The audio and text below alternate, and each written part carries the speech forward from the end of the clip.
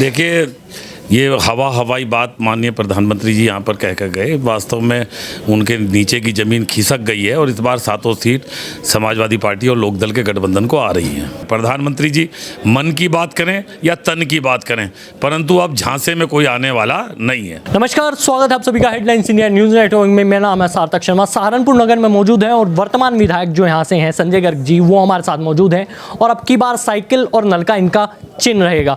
अब बातचीत यही है कि आज मोदी जी आए थे, कह रहे हैं असर पूरा छोड़ गए हैं सातों की सातों विधानसभा पर और अब की बार हमारे अंडर में रहेंगी। तो यही बातचीत करते हैं संजय गर्ग जी से। कैसे देखते हैं, अभी मोदी जी आए थे, वो बोल के गए हैं कि सातों की सातों सीटें हमारे पास हैं, जो पिछली बार हुआ था वो अब की बार भूल जाएं यहाँ के लोग। देखिए, ये हवाई बात माननीय प्रधानमंत्री जी यहाँ पर कह कर गए। वास्तव में उनके नीचे की ज़मीन खिसक गई है और इस बार 7 सीट समाजवादी पार्टी और लोकदल के गठबंधन को आ रही हैं। अच्छा, एक और सवाल सबसे बड़ा रहा है, व्यापारियों की बात यहाँ पर सबसे ज़्यादा होती रही है, तो व्यापारियों को कैसे देखते हैं? व्यापार सभा के अध्यक्ष भी हैं और तैयारियाँ कैसी चल रही हैं? मैंने पूरे उत्तर प्रदेश का दौरा किया और सब व्यापार सभा के तमाम सम्मेलनों में इस बात का सवाल किया कि 2014 से 2021 7 साल में उनकी आय बढ़ी है घटी है। सब ने मुझे ये बताया कि उनकी आय घटी है। मुझे कहीं किसी पंचायत में ये नहीं मिला कि कहीं आय बढ़ी है। आम व्यापारी की आय घटी है और अडानी की आय कई हज़ार गुना बढ़ी है। तो लोग इस बात को देख रहे हैं कि मौजूदा सरकार जो केंद्र प्रदेश में है, उनका सीधा रिश्ता केवल सुपर रिच कॉरपोरेट सेक्टर से है और वो साइफन आउट करके लोगों को झांसे में रखकर तमाम नेचुरल रिसोर्सेज और पब्लिक सेक्टर को उनके हाथ में सौंप रहे हैं। आम आदमी की आय घट रही है। भारतीय जनता पार्टी जब विपक्ष में थी तो ई कॉमर्स का जमकर विरोध करती थी और अब भारतीय जनता पार्टी के नीति आयोग के चेयरमैन अमिताभ वाजपेयी का कहना है कि 2025 तक मोहल्ले की दुकानें मात्र ईंट और गारे की दीवारें रह जाएंगी। आम व्यापारी का टर्नओवर घट रहा है। 1.5 करोड़ खाते उत्तर प्रदेश के 31 मार्च को एनपीए की स्थिति में होने जा रहे हैं। लोगों का टर्नओवर इतना नहीं है कि वो अपने ब्याज और लिमिट और क्रेडिट लिमिट और लोन का पैसा चुकता कर सकें। लोग हताशा और निराशा की स्थिति में है। इसलिए मझोला व्यापारी जो बर्बादी के कगार पर है और निचला जो व्यापारी है, वो इन तमाम चीज़ों से आहत होकर अब समाजवादी पार्टी के गठबंधन को वोट देने का मन बना चुका है। अच्छा, अब तो चुनाव का टाइम भी आ चुका है। आज पहला चरण है और अब दूसरा चरण 14 तारीख में है, तो बटन दबने की भी बारी आ जाएगी। तो जनता के बीच में आप कौन कौन से मुद्दे लेकर उतरेंगे और क्या क्या उनको समझाएंगे, कैसे उनको अपनी तरफ खींचने का प्रयास करेंगे? देखिए, हमारे राष्ट्रीय अध्यक्ष ने कहा है कि हम पुरानी पेंशन लागू करेंगे और पुरानी पेंशन लागू करने के पहले कि यहाँ 14 तारीख को मतदान हो, अभी जो सरकारी कर्मचारी ड्यूटी पर जा रहे थे ट्रेनिंग के बाद, उन तमाम साथियों के मेरे पास फ़ोन आए, पूरी वाइब्रेशंस हैं कि इस बार तमाम सरकारी कर्मचारियों ने साइकिल के उस पर मत देकर हमारी शुरुआत करने का काम किया है। और उस सब के अलावा जो महंगाई है, बेरोजगारी है और जो किसानों का आंदोलन है, निश्चित रूप से उसने भारतीय जनता पार्टी के चाल चरित्र और चेहरे को बेनकाब किया है। जिस तरह किसान चिल्लाता रहा 12 महीने तक, 750 किसान शहीद हो गया। गृह राज्य मंत्री के बेटे ने लखीमपुर के तिकुनिया में धरने से वापस जाते हुए किसानों के पीछे से गाड़ी चढ़ाकर दर्जनों किसानों को घायल कर दिया। 4 किसान शहीद हो गए। हमारे तेजेंद्र सिंह विर्क सरदार जो वहाँ यूनियन के अध्यक्ष थे, न जाने किस तरह डॉल के नीचे खेत पे जाकर गाड़ी रुकने पर बचे और 15 दिन आईसीयू में एडमिट रहे। 10 दिन पहले सहारनपुर आए थे और तमाम मतदाताओं को ये अपील कर गए कि इस बार उत्तर प्रदेश में किसान इनसे बदला लेने के लिए तैयार है। इन तमाम स्थितियों के बाद निश्चित रूप से किसान को सम्मान मिले। माननीय राष्ट्रीय अध्यक्ष जी ने कहा है कि यहाँ पश्चिमी उत्तर प्रदेश में न केवल हर फसल की हम एमएसपी की गारंटी देंगे, उस सब के अलावा गन्ना उत्पादकों को कॉर्पस फंड बनाकर उन्हें किसी भी रूप में इस तरह की स्थिति से कि उन्हें निर्भर नहीं होने देंगे कि शुगर मिल मालिक उन्हें पैसे दे न दे। सरकार सुनिश्चित करेगी कि 15 दिन में उनका पेमेंट होने का काम हो। ये स्थितियां इस बात को दिखाती हैं कि ये सरकार किसकी तरफ है। मौजूदा सरकार का रुख किसी न किसी तरह से केवल अडानी और अंबानी के साथ है। तो ये लड़ाई डेमोक्रेसी बनाम कॉरपोरेट क्रेसी की हो गई। अब लोग देख रहे हैं कि वो उन सुपर रिच कंपनियों को ये हित में निर्णय लेने वाली सरकार को वोट दें या अपनी ज़रूरियात को पूरा करने के लिए वोट वोट देने का काम करें।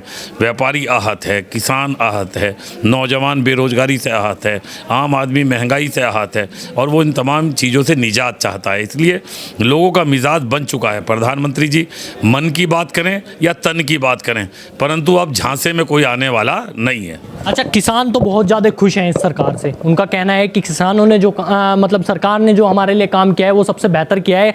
जब अखिलेश जी की अगर जो सरकार आती है तो क्या होगा, किसानों का मुद्दा क्या रहेगा? आप यहाँ की अगर जो बात करें, सहारनपुर की गन्ने की बात होती है, तमाम बातें होती हैं, तमाम फसलें होती हैं, तो आप उनको कैसे रिझा पाएंगे? देखिए, मैं तो ये बात आपको पहले बता चुका हूँ कि कॉर्पस फंड बनाकर रिवॉल्विंग फंड के जरिए गन्ना उत्पादकों को उनका जो 15 दिन के अंदर भुगतान कराने की गारंटी प्रदेश सरकार लेगी।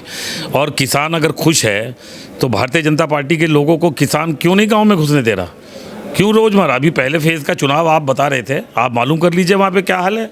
एक तरफा गठबंधन के लोगों की लहर है और तूफान की तरह लोग साइकिल और नलके का बटन दबाने का काम कर रहे हैं। अच्छा, मोदी जी ने कहा है, जैसे आप कह रहे हैं साइकिल का बटन दबाने की बात करेंगे, मोदी जी ने बोला है 2014 में हमें समर्थन मिला जनता का, 2017 में मिला, 2019 में मिला, अब 2022 है, इसमें भी हमें समर्थन मिलेगा। तो कैसे देखते हैं? इस बार झांसा राम के झांसे में जनता आने वाली नहीं है। अच्छा, तो एक आखिरी सवाल है, कैसे अपील करेंगे जनता से, क्या कुछ कहना चाहेंगे? क्योंकि अब तो बटन दबाने का दिन भी आ चुका है, कुछ ही दिन रह चुके हैं, अब 1-2 दिन बाद वो भी लगी जाएगी, आचार संहिता लग जाएगी। तो क्या कहना चाहेंगे जनता से?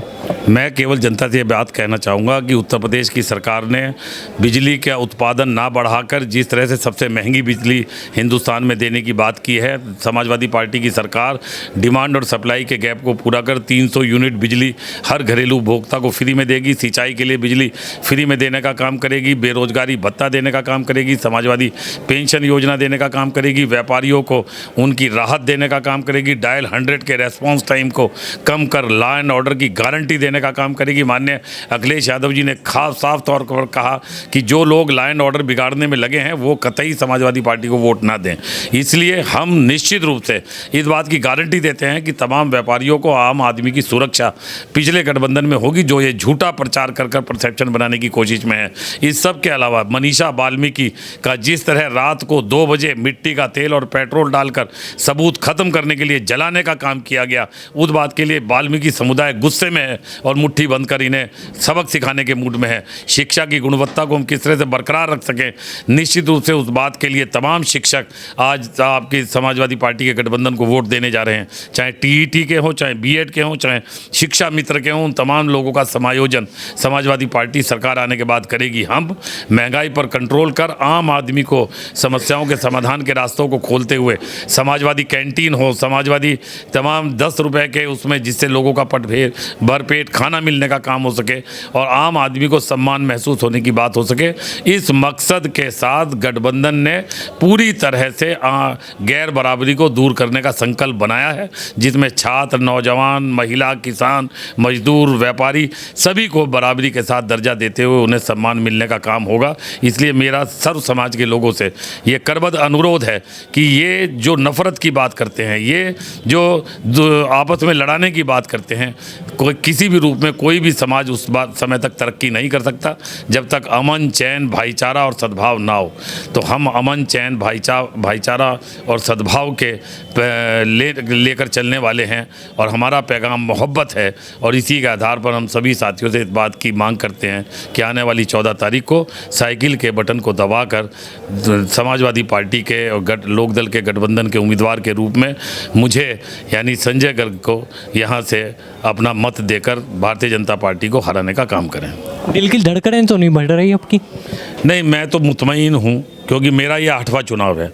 जिसका पहला चुनाव है उसकी धड़कनें बढ़ रही नहीं है तो आप उनसे पूछिए।